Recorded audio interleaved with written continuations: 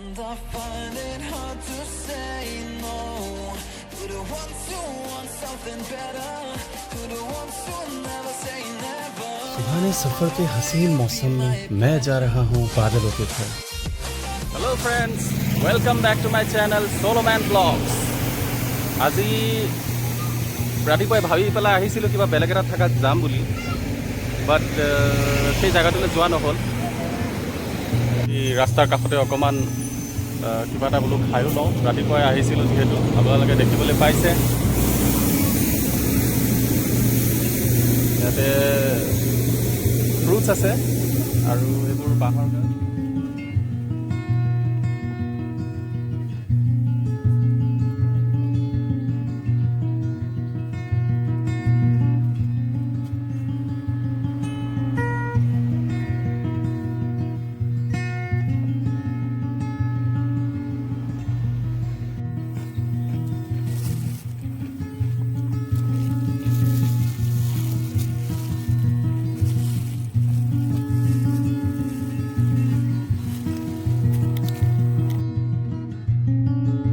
আমাৰ অসমৰ দৰে ইয়াৰ মহিলাসকল পথাৰলৈ যোৱা দেখা নাপালোঁ। মতা মানুহখিনিয়েও গৰু, ট্ৰেক্টৰ বা পাৱাৰ টিলাৰ এনেধৰণৰ সুবিধা নোলোৱাকৈ কোদালে দিয়েই নিজৰ খেতি পথাৰৰ কাম সম্পূৰ্ণ কৰে। ইয়াত প্ৰধানকৈ ঝুম খেতিয়ে কৰা হয় যদিও যিবোৰ অলপ সমতলহেন অঞ্চল থাকে সেইবোৰ ঠাইত এনেধৰণেৰে খেতি কৰা দেখা পোৱা যায়। বিভিন্ন শস্য উৎপাদন হোৱাৰ লগতে প্ৰধানকৈ ধান, গোমধান আৰু আনাৰস। চ' ফাইনেলি আমি আহি পাই গ'লোহি পৰিমাণে আমাৰ ডেষ্টিনেশ্যন আজিৰ মাৰ্নগড় লেক, যোনটো আছে আপোনাৰ ৰায়বই ডিষ্ট্ৰিক্ট, মেঘালয়। এই লেকটো ষ্টাৰ্ট হৈছিলে মানে সাজি উলিয়াইছিলে আপোনাৰ 2000, প্ৰায় 9টাৰ পৰা 4টালৈকে এই লেকটো খোলা থাকে, আপোনালোকে দেখিব পাইছে।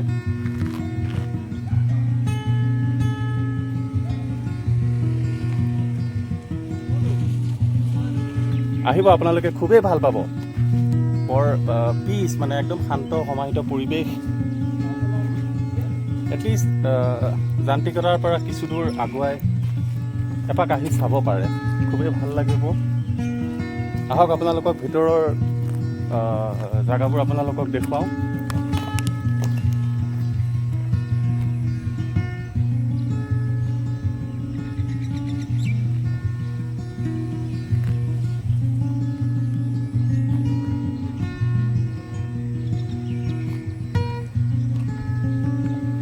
একদম পিচ, কোনো হুলস্থুল নাই, ঠাণ্ডা একদম পৰিৱেশ।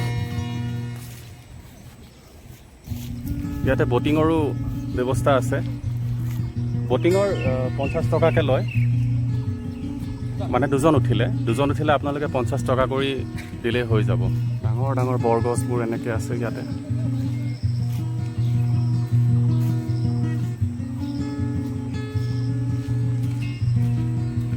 আপোনালোকে দেখি চাগে অনুমান কৰিব পাৰিছে কিমান ঠাণ্ডা বা পিচফুল এনভাইৰনমেণ্ট এটা ইয়াতে পোৱা যায়।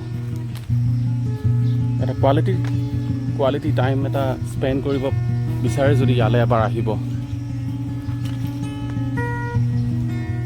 বহুতেই আহিছেই চাগে, বাট যিসকল এতিয়াও মানে এই ঠাইডোখৰৰ বিষয়ে নাজানে তেওঁলোকে আহিব পাৰে।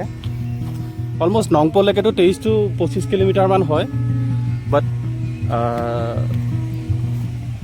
নংপুৰ মেইন যোনটো আপোনাৰ বজাৰ হয়, বজাৰখনৰ পৰা 10 কিলোমিটাৰমান ভিতৰলৈ সোমাই আহিলেই আপোনালোকে এই মাৰ্নগড় লেকটো পাব।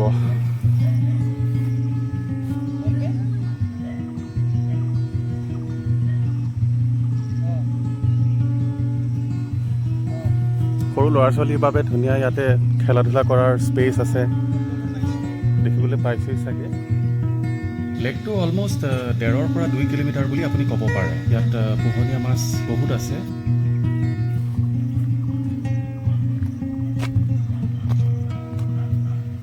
পাতল বৰষুণ এজাকো হৈ আছে, ভাল লাগিছে বৰষুণটো।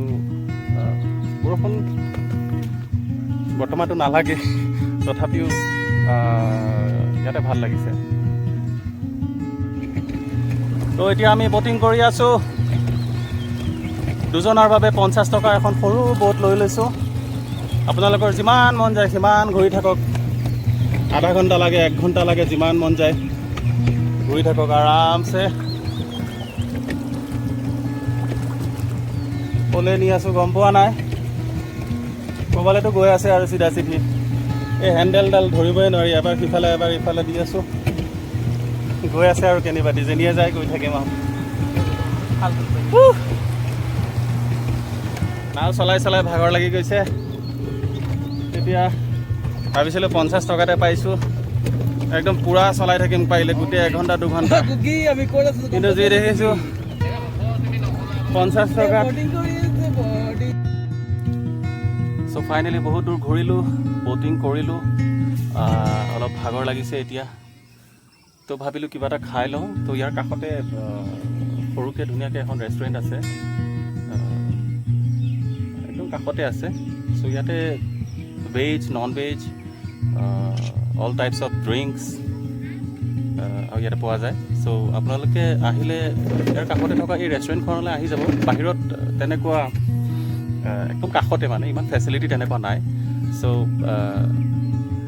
ইয়াতে আপোনালোকে ভালেই খোৱা বস্তু পাই যাব যিকোনো নন ভেজ ভেজ তো মই আপোনালোকক ৰেষ্টুৰেণ্টখন অকণমান বাহিৰৰ পৰা দেখাব বিচাৰিছোঁ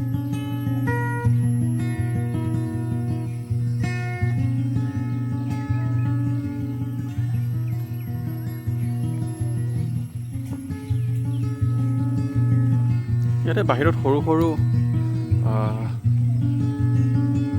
খেৰৰ ঘৰ পানীৰ ওপৰত বনাই থৈ দিছে এইবোৰতো আপোনালোকে বহি খাব পাৰে ইয়াৰ কাৰণে এক্সট্ৰা কোনো ফিজ বা তেনেকুৱা একো দিব নালাগে চ' য'তেই ইচ্ছা ত'তেই বহি খাওক আমি এটা সৰুকৈ ৰেষ্টুৰেণ্টৰ একদম কাষতে লৈছোঁ কাৰণ যাতে খানাটো সোনকালে আহি পায়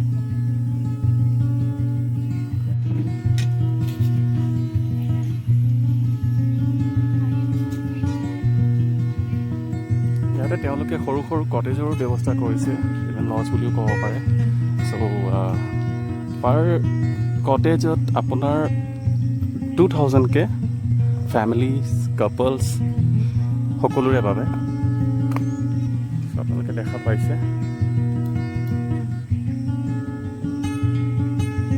যদি দেৰি হৈ যায় আপোনালোকে ইয়াতে কটেজতো থকাৰ সুবিধা আছে এয়া আপোনালোকে চাওক মানগড় গাঁৱৰ পৰা যিটো আমিতো বহুত ওপৰলৈ আহি আছোঁ চ' ইয়াৰ ওপৰৰ পৰা আপোনাৰ ভিউটো চাওক তলৰ ভিডিঅ'টো কেনে পালে কমেণ্ট কৰি জনাবলৈ নাপাহৰিব লগতে চেনেলটো লাইক কৰক শ্বেয়াৰ কৰক আৰু প্লিজ ছাবস্ক্ৰাইব কৰক বিৰাটেই প্ৰয়োজন পুনৰ এটা নতুন ভিডিঅ'লৈ আকৌ লগ পোৱাৰ প্ৰতিশ্ৰুতিৰে আজিলৈ এৰিছোঁ